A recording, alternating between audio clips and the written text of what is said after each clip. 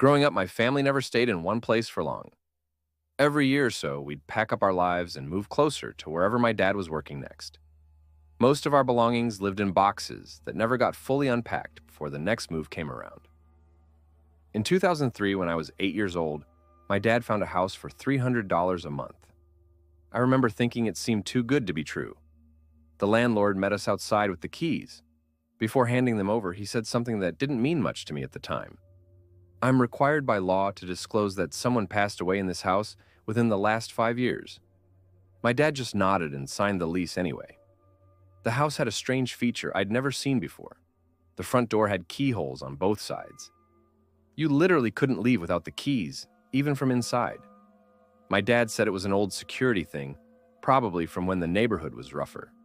I thought it was weird, but I was 8, so what did I know? We moved in on a Saturday. By Tuesday, the keys were gone. I remember my dad tearing through boxes, getting angrier by the minute. He was stressed about the new job, stressed about the move, and now he was accusing me of losing the only way out of the house. I was hiding in my room when I heard it. A metallic jingle, then a clatter. The keys had landed on the living room floor, right in the middle of the room, nowhere near where we'd been searching. My dad picked them up, stood there for a long moment, then left for work without saying another word. At first, it was just little things after that. Things you could explain away if you wanted to. Drawers in the kitchen would be open in the morning even though we'd closed them the night before. The bathroom faucet would be running when we woke up. Doors we'd left open would be closed, or vice versa. My dad started putting the keys in a glass bowl on top of the TV every night before bed. It became a ritual. Keys in the bowl, good night. But every morning, they'd be somewhere else. On the kitchen counter, in the bathroom, under the couch cushions. We'd spend the first 10 minutes of every day hunting for them. The weirdest time was when we found them inside a sealed moving box.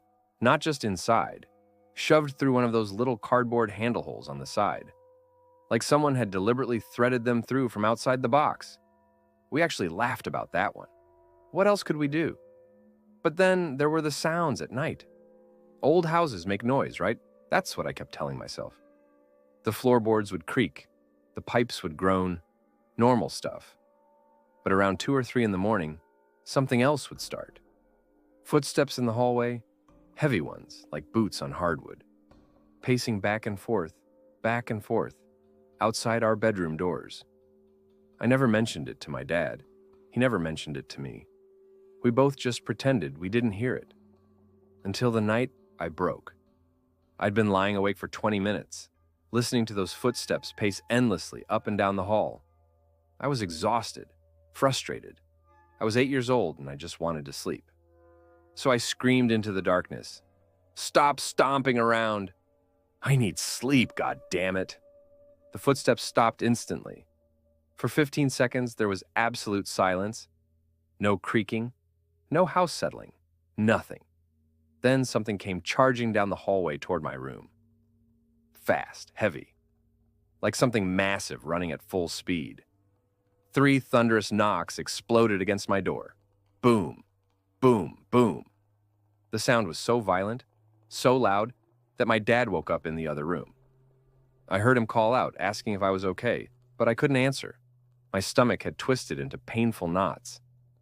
I needed the bathroom desperately, but I was frozen in bed, shaking. I won't go into details about what happened next. Let's just say I didn't make it to the bathroom in time, and my dad found me in the hallway, crying, humiliated, and terrified. That's when he told me I could sleep in his room anytime I felt scared, that nothing could get me when he was around. I wanted to believe him. My dad had been dating someone for about a year, and she'd been staying over more often, getting used to the house, getting used to us.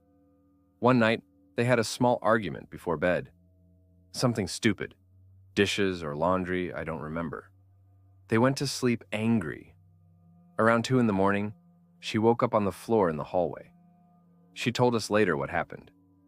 She woke up to the sensation of being dragged, her ankle in a vice grip, pulling her across the floor, out of the bedroom, down the hall.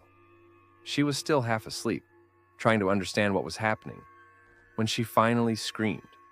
Whatever had her let go immediately. The next morning, my dad sent me to stay with my aunt.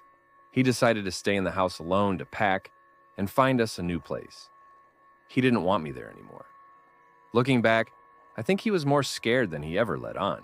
During those final weeks, my dad had friends come over to help him pack. He didn't want to be alone in the house. Almost everyone who came by mentioned the same thing. They'd seen a small white dog when they first walked in, just for a second, walking through the living room or down the hallway. Then it would disappear. We never owned a dog. When we finally left, I asked my dad what the landlord had told him about the person who died. He said the landlord never went into specifics, just that someone had passed away, and he was legally required to disclose it. I wonder sometimes if that person is still there, if the new residents hear footsteps at night, if they lose their keys, or if whatever was in that house only wanted us to know it was there. There's one more thing I should mention. Before everything went bad, back when things were still just odd, my dad's girlfriend brought a yoga ball to the house. I wanted to play with it constantly. She said I could, but I had to be careful. We stood at opposite ends of the hallway and tossed it back and forth. After a few throws, I tossed the ball toward her. It stopped midair, just hung there for a split second. Then it reversed direction and came straight back to me. She went completely pale. I was too young to understand what had just happened. She quickly said she didn't want to play anymore and suggested we do something else. Years later, she told me that was the moment she knew something was watching us, that the house wasn't just making noise, it was aware we were there, and maybe it was playing with us too.